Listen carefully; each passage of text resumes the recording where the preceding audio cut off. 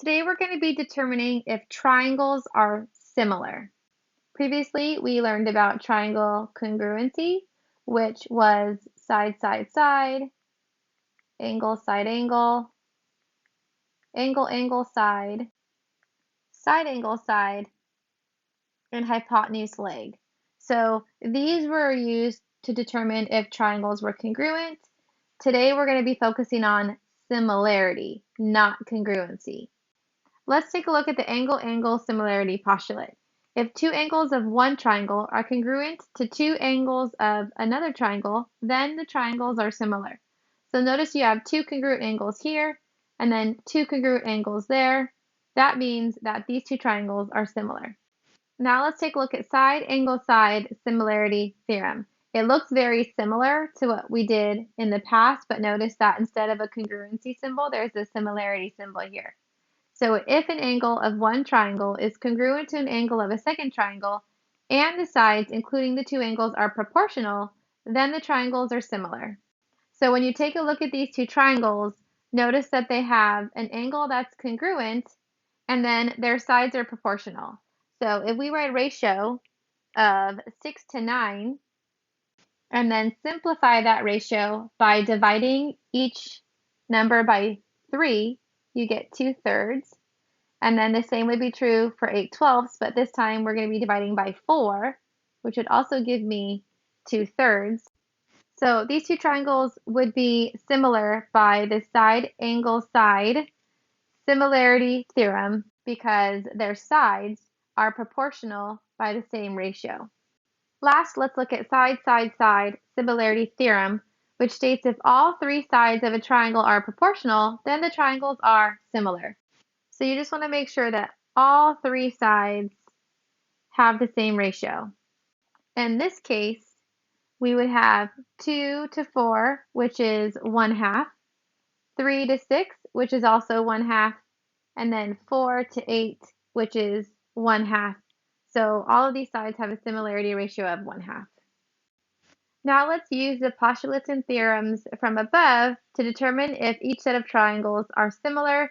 If they are, we're going to give a reason and write a similarity statement for the pair, and if not, we're just going to explain why not.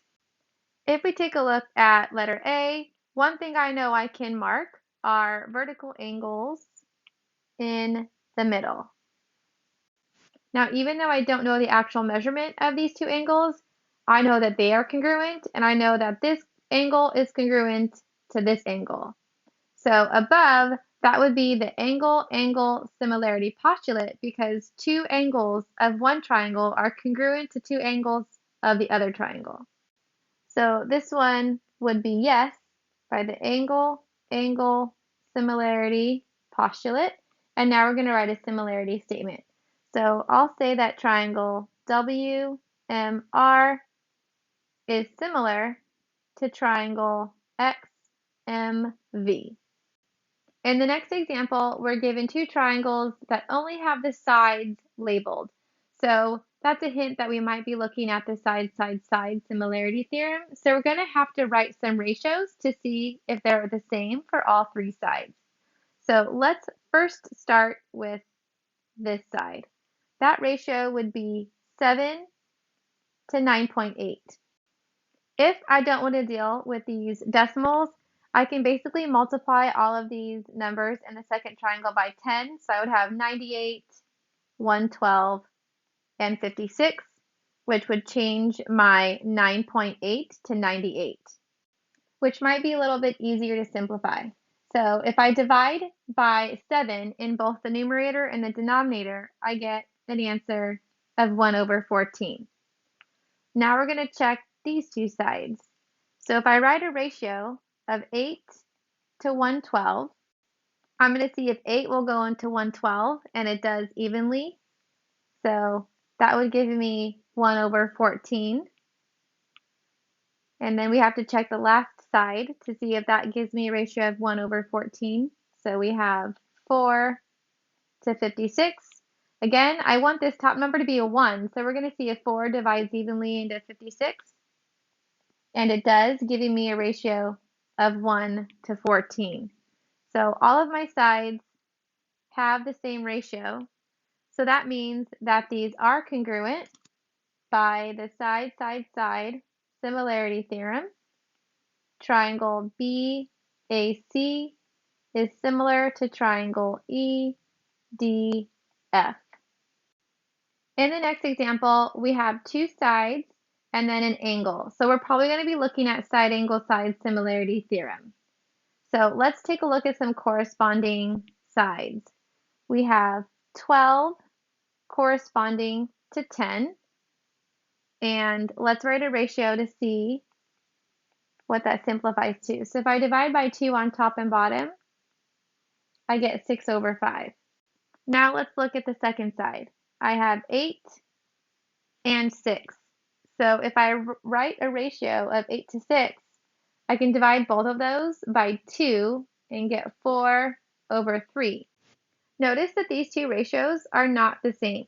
So for the triangles to be similar by the side angle side similarity theorem, the two ratios have to be the same. So these triangles are not similar because the sides are not proportional. Now let's use what we know about lengths of similar triangles to find the value for x. It tells us that both of the triangles are similar, so we don't have to worry about determining whether or not they are. We'll have to start by figuring out what the corresponding sides are. So we have triangle TNK is similar to triangle LVH. So if we look at the order of how these appear, since TN comes first and LV comes first, I know that those two sides are similar, and then NK would be similar to VH. Then we can set up a proportion to help us solve for x. So if I was doing a within proportion, I would do 18 over x is equal to 12/10. That would give me 12x is equal to 180. When you divide by 12 on both sides, you get x is equal to 15. You can also do a between ratio. So you can do 18 to 12 is equal to x/10. Notice when you do your cross products, you'll still multiply 12 times x to get 12x and 18 times 10 to get 180. So it doesn't matter which one of these proportions you use. Let's take a look at letter B. We have triangle PNH is similar to triangle JXW. So because it looks like one is rotated from the other, I'm definitely going to highlight some corresponding sides here. So PN is going to be similar to JX. NH is similar to XW, making PH similar to WJ. For this one, I'm going to write a between proportion comparing this side to this side. So we have 16 over x plus 2 is equal to 20 over 15. So when you're doing your cross products, I'm going to leave this in factored form when I multiply. So I'm going to do this for my first cross product. That's going to equal 20 times x plus 2 is equal to my other cross product, so 16 times 15. I'm actually going to multiply that out, and that's going to be 240. So it is a little bit more work if you distribute the 20 in. If 20 will divide evenly into 240, which it does, I would just divide that coefficient out from the start. So when you divide by 20 on both sides, these will divide out to give you a 1.